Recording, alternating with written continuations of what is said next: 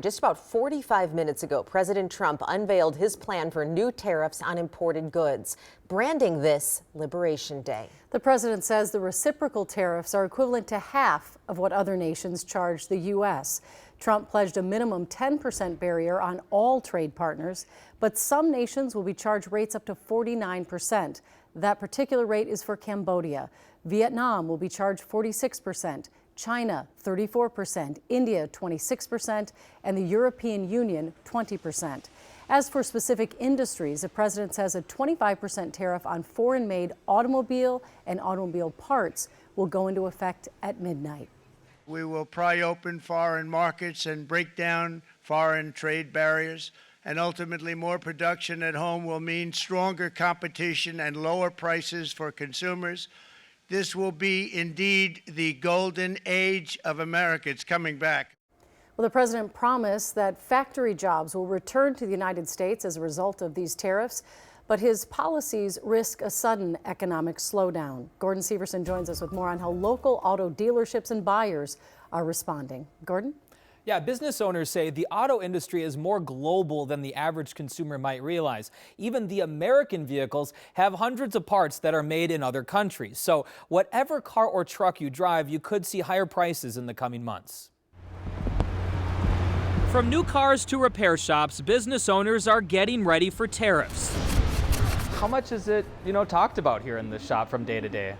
Pretty regularly. It probably comes up a couple times a week. At Signal Garage Auto Care, Ethan Derry is more than willing to talk tariffs. Pretty much anything you can see under the hood of a car is probably going to be affected throughout the next few years here. But the politics behind them, hands off on that one.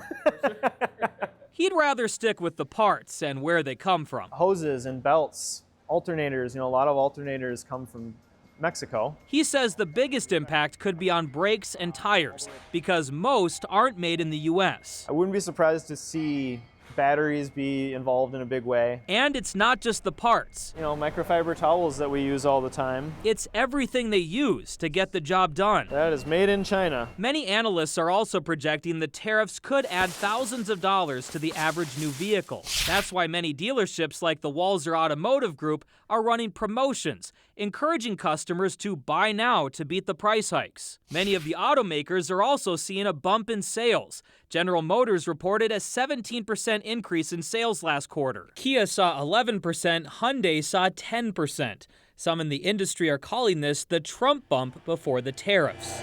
For car repairs, Derry suspects some of the price hikes will happen right away.